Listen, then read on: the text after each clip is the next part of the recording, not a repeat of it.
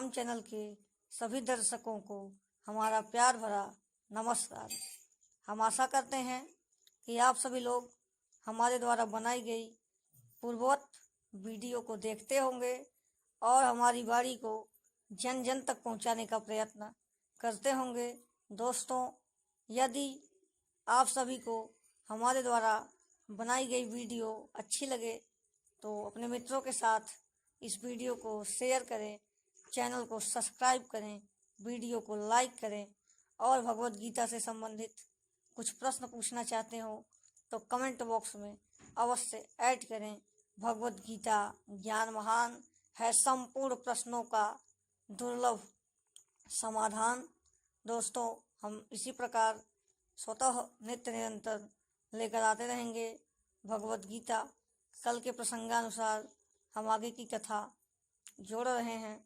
इस भगवान श्री कृष्ण एक शांति प्राप्त मनुष्य की स्थिति को बताते हुए कहते हैं कि विहाय कामाय सर्वान् पुष्पान् क्षरति निष्क्रियः निर्ममो निरअहंकारः सह शांतिम मधिगच्छति।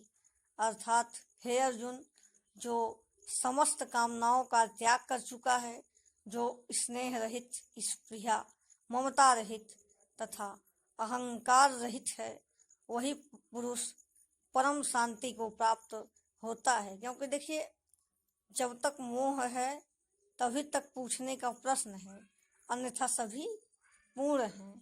मोह ही बंधन का मूल कारण है और समस्त व्याधियों का मूल है।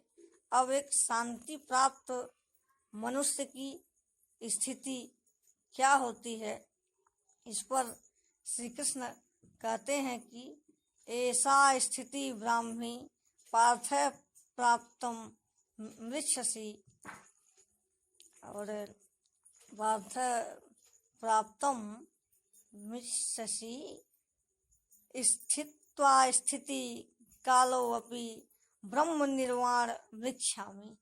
अर्थात हे अर्जुन, जो परम पुरुष पूर्ण शांति को प्राप्त हो गया है, जिसकी समस्त कामनाएं नष्ट हो गई हैं, वह जब तक इस जगत में रहता है तब तक वह ब्रह्मलीन रहता है।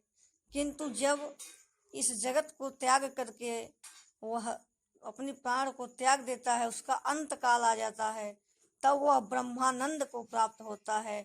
स्थित्वा स्थिति कालो अपि ब्रह्म निर्वाण वृक्षामि, यानी कि उस स्थिति में वह प्राणी ब्रह्मानंद को प्राप्त हो जाता है। देखिए, अहम ब्रह्मास्मि रट लेने से, पढ़ लेने से, सुन लेने से अथवा जान लेने से इस स्थिति तक नहीं पहुंचा जा सकता। इस स्थिति तक पूर्ण पुरुषार्थ करके ही पहुंचा जा सकता है। कर्म करना अनिवार्य है, वो भी ब्रह्मयोचित कर्म, जो आपको उस मार्ग तक पहुंचा दे। उस स्थिति तक पहुंचने का मात्र दो ही मार्ग है, एक निष्काम कर्म योग, जिसे भक्ति योग, समत्व योग, कर्म योग और आदि नामों से पुकारा जाता है, और दूसरा है ज्ञान योग। इन्हीं दो मार्गों के माध्यम से पहुंचा जा सकता है। देखिए, यहाँ श्रीमद् भगवद गीता का दूसरा अध्याय समाप्त होता है। निष्कर्ष स्वरूप इतना कहा जा सकता है कि भगवद गीता के दूसरे अध्याय में पूर्ण रूपेण दर्शन भर दिया गया है। इसमें आत्मिक तत्व का विवेचन है तथा कर्मों की भी विवेचन यहाँ देखने को मिलता है। कर्मों में की जाने वाली सावधानियां, अथवा एक साधक जब कर्म को कर रहा है तो उसको किन किन सावधानियों को बरतना चाहिए, अथवा कर्मों की विशेषता क्या है, स्थित प्रज्ञ महापुरुष के लक्षण एवं विशेषताओं पर प्रकाश डाला गया है। कुछ लोगों का विचारधारा है कि श्रीमद् भगवद गीता का दूसरा अध्याय ही गीता का समापन है, किंतु ऐसा नहीं है।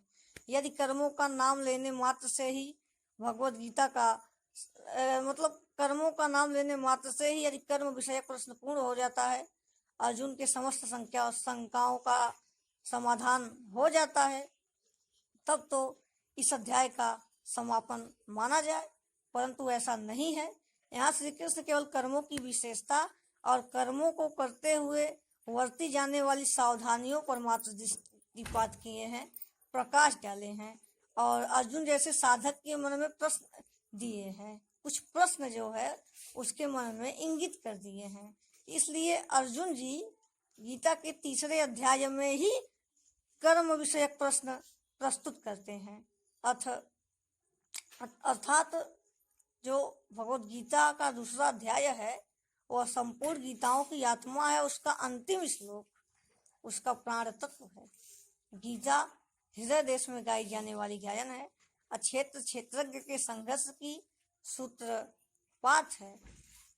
अथ तत्सदिति श्रीमद्भगवद गीता उपनिषत्सु ब्रह्म विद्यायां योग शास्त्रे श्री कृष्ण अर्जुन संवादे सांख्य योग नाम 2 अध्याय। दोस्तों आज के लिए बस इतना ही, हम पुनः लेकर आएंगे भगवद गीता। जय श्री कृष्णा, जय श्री राम, बहुत बहुत धन्यवाद।